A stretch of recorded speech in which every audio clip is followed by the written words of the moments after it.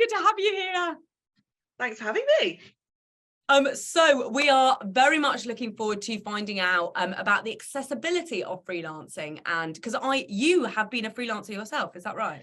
Yeah, I've been a freelance writer for a number of years. Actually, kind of interesting, kind of leading on from the last conversation.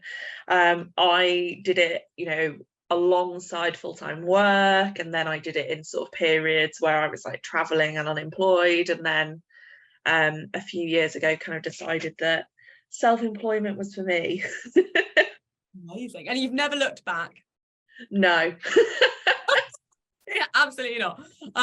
Okay, well, actually, should we start with a little introduction? So obviously knows that you are Alice, but who are you beyond your name? What do you do? And tell us maybe a little bit about SIC as well. Yeah, absolutely. So my name's Alice Hargreaves. I am co-founder and COO of SIC.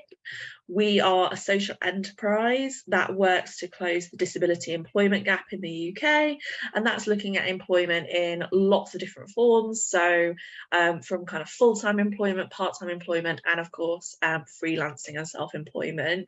Actually, it's really interesting. The proportion of self-employed people who are disabled is actually higher than the national average. And the reasons really behind that are things like flexibility, being able to work on your own terms, and really kind of being able to do things that work for you your own way. And that's covering sort of disability, neurodiversity, and chronic illness. And yeah, as Sam mentioned, prior to that, I was working as a freelance writer. I actually still do a bit of freelance writing now, so have my own experience of being a freelancer and being self-employed. So tell us a bit more about that. What was your life like in the world of freelancing? I mean, to be honest, it's really varied. So I've kind of freelanced in many different kind of ways. So I've done freelance when it's been part of my, like, aside from my full-time job for quite a while. So for many years I was just working full-time, and then I was doing sort of about 5 or 6 hours a week of additional work, just doing freelance marketing. And then a few years ago I was in a job that I really didn't like, was applying for other jobs, had a few job offers on the table, and was like, actually, you know what, is this really what I want? Like, do I want to be working for someone else again? And I was like, okay, what I'm going to do is, like, I basically was going to hand my notice in on the Monday, and I was like, just going to put some feelers out and, see if people would like be interested in working with me on a freelance basis. And actually really quickly, I was basically working full-time as a freelance kind of marketer and a freelance copywriter. So, it is a roller coaster in the sense that, you're not necessarily tied into a contract. So like things like notice periods or is a bit of a grey area. You are quite kind of disposable in many ways, so you kind of always have to be thinking beyond what would happen if this freelance client left, like what would I do, which can always be a little bit of a challenge. It's kind of not for everybody, but the freedom that you get, to me, always has been like the thing that's kind of swung that thing for me, because I'm like, you know what, actually, I love the freedom. I love being able to equally turn around to a freelance client and go, you know what, this really isn't working for me. So for me, that's kind of what's always drawn me to freelance and always made me really enjoy it. Absolutely, it is, and it makes it more of that two-way street, doesn't it? Whereas if you are an employee, then you do somewhat have to bend to the rules of your employer. And for a lot of people, absolutely, like you were saying, with SIC, like, absolutely, so many people do not have the ability to be able to bend to the rules of an employer. They have other things in their lives that create limitations to physically where they can be, or like mentally where they can be. So do you want to chat more a bit about the accessibility side of it? Yeah, the benefits that it can give people. Yeah, absolutely. I mean, you know, one of the best things about being freelance is or self-employed is that you can design your hours, you can design the way of working, you can build in like flexibility, you can build in buffers. You know, what I always recommend to people is, you know, put it in your email for like signature and be like, you know what, these are my hours of work. I might work slightly different hours to you. Don't feel like, you know, you have to respond if I'm emailing you on a Saturday kind of thing, but you know that I'm working in a flexible way. And similarly, putting that in literally like invoices and quotes, explaining, you know what, I'm a disabled or neurodiverse or chronically ill person, and these are the reasons that I'm like potentially building in a bit more of a buffer with regards to time delivery. You'll probably get it earlier, but actually, you know, I'm building in this buffer for both of us. And that's really nice. And I also think, you know, there's also that flexibility in terms of like ways of working. I have ADHD, and some forms of communication work better for me than others. Like it's pretty common if you're neurodiverse to have an absolute dread about kind of unknown meetings and not having like agendas and things in advance. And actually being freelance, it's quite nice because you can choose to work with organizations that communicate in the way that you work, in the way that you want them to communicate. So that's a huge benefit in terms of accessibility.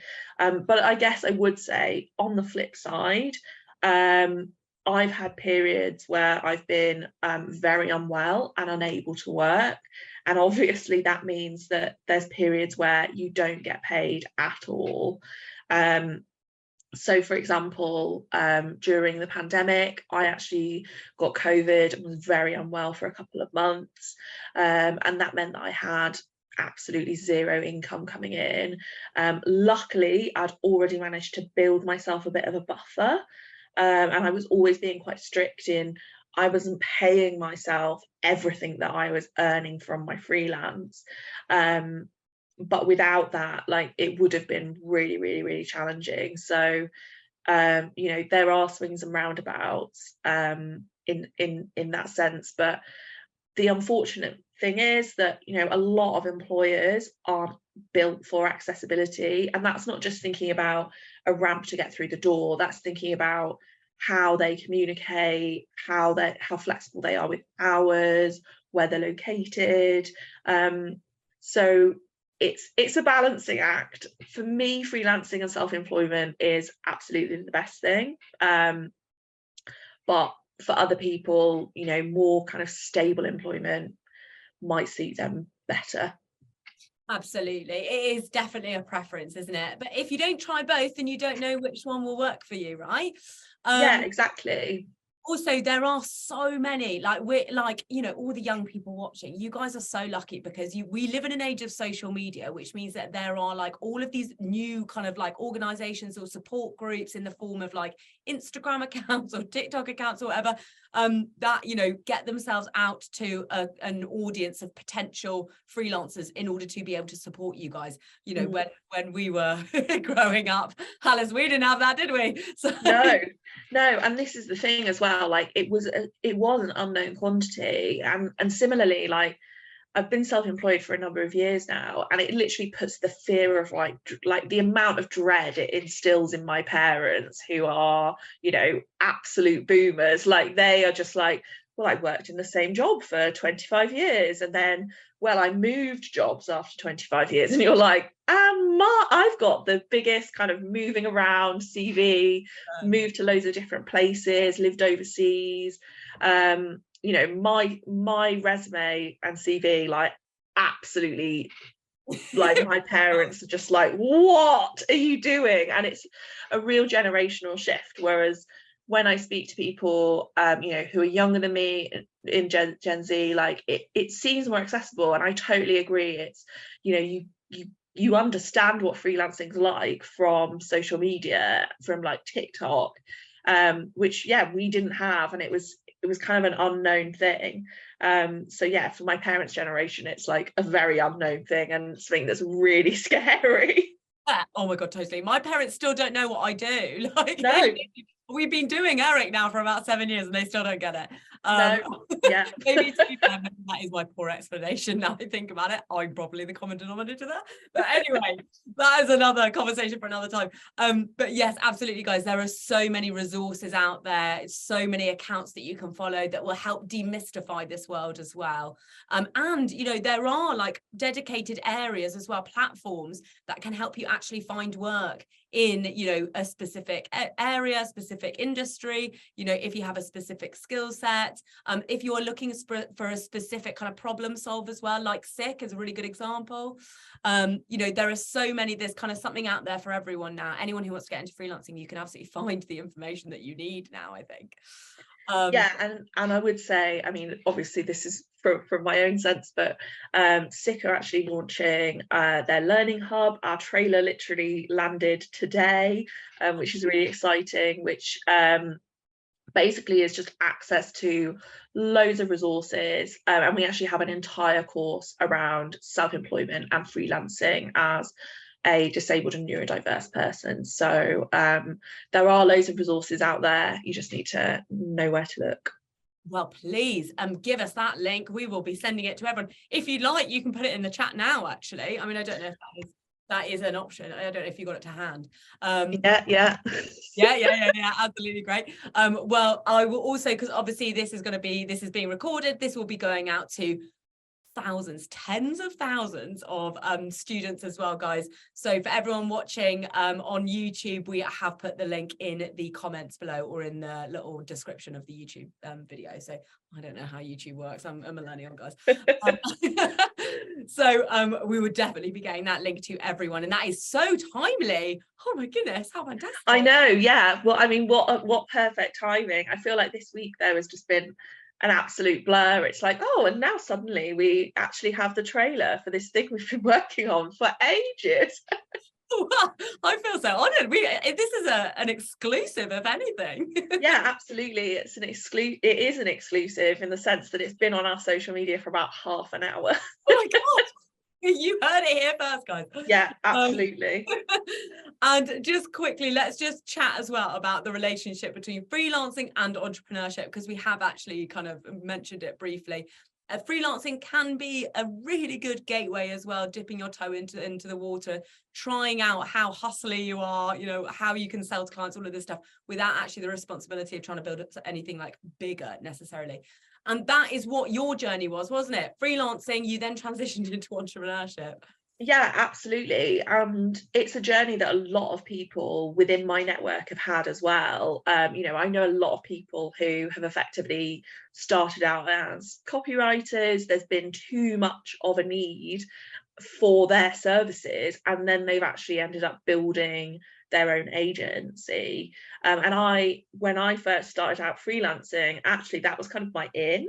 I ended up kind of doing a lot of work specifically for people that had done that exact thing, where they'd started out as a freelancer, they had too much work and they needed to kind of outsource it and take, you know, a small kind of finder's fee type thing, and to grow. So actually I ended up doing loads of work for these kind of small agencies that had grown out of freelancing. And I think the really nice thing as well is when you're a freelancer, you only have to register yourself for self-assessment through HMRC. You don't have to register yourself with Companies House. You don't need to have a specific, you know, company number, a company ID, or any of that. So it is a good way of testing the water, because then the only thing you're responsible for, or an accountant's responsible for, is your accounts. And then you can kind of test the water and be like, actually, you know what, do I register myself as a limited company? Or, you know, obviously, as I ended up doing, kind of ending up being a social enterprise. And I think it's nice because as well, like from an entrepreneurship point of view, I actually have that like buffer to fall back on. I'm like, you know what, I made freelancing and self-employment work if entrepreneurship doesn't work, I've kind of got the same freedom that I can fall back on. Like, I don't have to be like, I need to find a job. 100%. That's so true. It's like a great cushion. You've already gained, like, you already know exactly what skills you need. You've exercised those skills as well. If anything, you've been building them on like a kind of bigger level with entrepreneurship. And then you're like, that's actually my safety net, which is great. Yeah, exactly. And also, you know, you create so many relationships with clients, like, you know, whether or not you work for them kind of on a long-term basis or not, it doesn't necessarily really matter. I mean, I was really lucky when I first started kind of being a freelancer full time. I actually ended up taking on like a sort of a contract role where they were like, okay, you know, this is our budget for a freelancer. It's going to look like this many days over this many months. And it was brilliant for me because I was like, this is like some sort of stable income while I kind of get my like teeth in.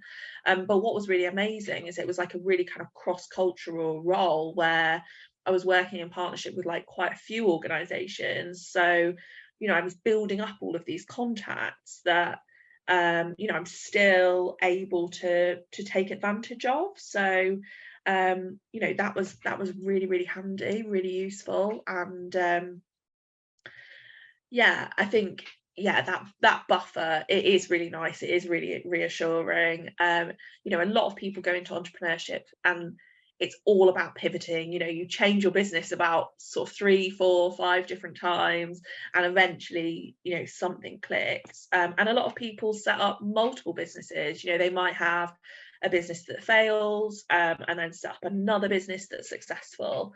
So yeah, I guess you have to have the energy for it, definitely.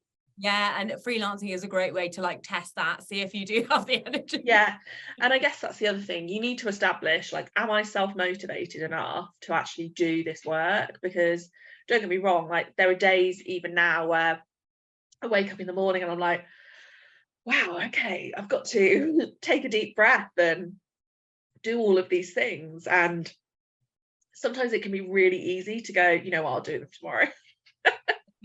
But you have the flexibility, you have the ability to do that, to be fair. Yeah, but it's just something that you can't really do all the time, because then suddenly you're just like facing the end of the month and you're like, oh damn it, what have I done? Like, for an entire year, this is a disaster. Yes, absolutely.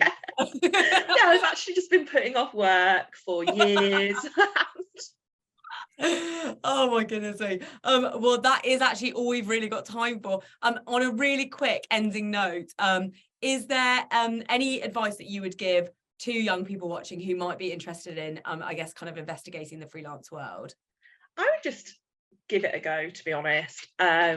There's kind of like nothing failed in terms of just trying it out. I know a lot of people end up trying out kind of freelancing and stuff during education, and yeah, you know, why not? It's good experience. I guess on a really practical note though, always kind of keep track of how much money's coming in, keep track of you know, any outgoings as well, because you can claim for things like your gas and energy bills, which is quite a good one at the moment. You can claim for any transport and any transportation that you've used, and yeah, just kind of plan ahead a little bit. So I literally have my bank account set up automatically to push a bunch of money into my tax bill every year, because I know that I'm going to need to do that. So yeah, I think just be organized and keep track of things, keep things in a folder, and you're golden, really. Great, amazing. That's good advice. Also, there are loads of money tracking apps now out there, guys, so you can really kind of like automate that.